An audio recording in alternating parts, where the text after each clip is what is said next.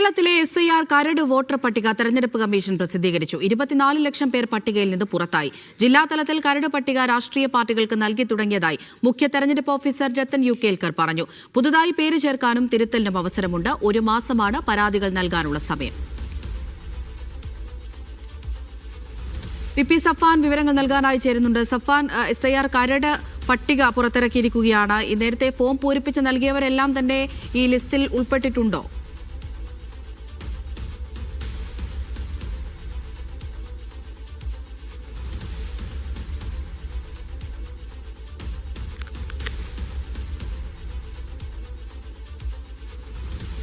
കേരളത്തിലെ SIR voter പട്ടിക തെരഞ്ഞെടുപ്പ് കമ്മീഷൻ പ്രസിദ്ധീകരിച്ചിരിക്കുകയാണ്. 24 ലക്ഷം പേർ പട്ടികയിൽ നിന്ന് പുറത്തായിട്ടുണ്ട്.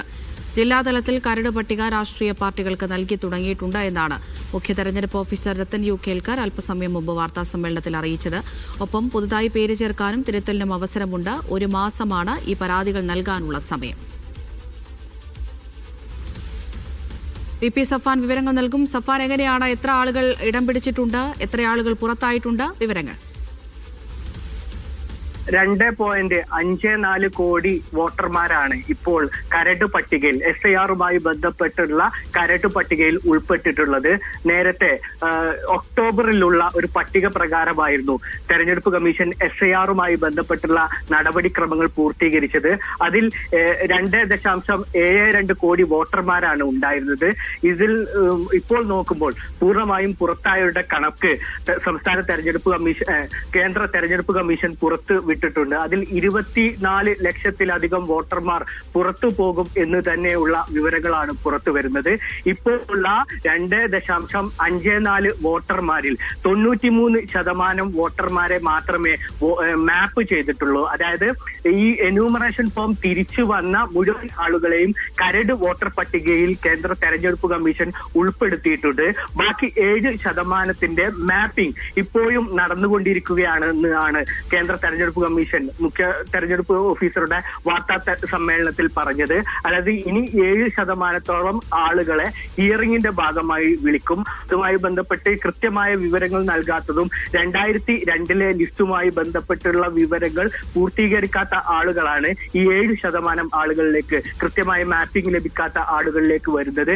അതിന്റെയൊക്കെ ഒരു ഹിയറിംഗിന്റെ അടിസ്ഥാനവും ഈ കരട് വോട്ടർ പട്ടികയുടെ പരാതികൾ ഉന്നയിക്കുന്ന സമയത്ത് കേന്ദ്ര തെരഞ്ഞെടുപ്പ് കമ്മീഷൻ ഹിയറിംഗ് പൂർത്തിയാക്കും.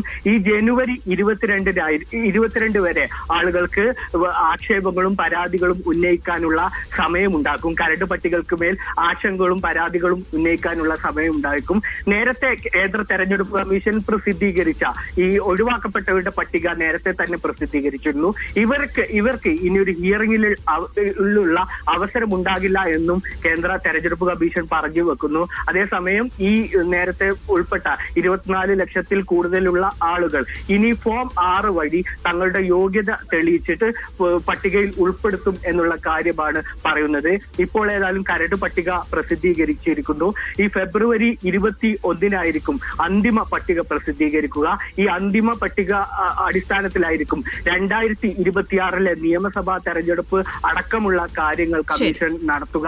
24 ലക്ഷം ആളുകൾ പുറത്തുപോയി എന്ന് പറയുന്നത് വലിയ കണക്കാണ്. അതിൽ അൺട്രേസബിൾ വിഭാഗം 6 ലക്ഷത്തിൽ കൂടുതലുണ്ട്.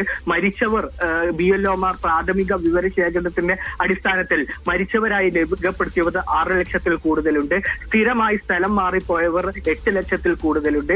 ഈ കണക്കുമായി ബന്ധപ്പെട്ടുള്ള ആളുകൾ പുറത്തു പോകും എന്നുള്ള ഒരു കാര്യമാണ്. അവർക്ക് ഇനി ഫോം 6 വഴി യോഗ്യത തെളിയിക്കേണ്ട ഒരു അവസ്ഥ കൂടിയുണ്ട്. 1,60,62,000 കരട് വോട്ടർ പട്ടിക തെരഞ്ഞെടുപ്പ് കമ്മീഷൻ പ്രസിദ്ധീകരിച്ചിരിക്കുകയാണ്. വിവരങ്ങളാണ് സഫാൻ VP നൽകിയത്.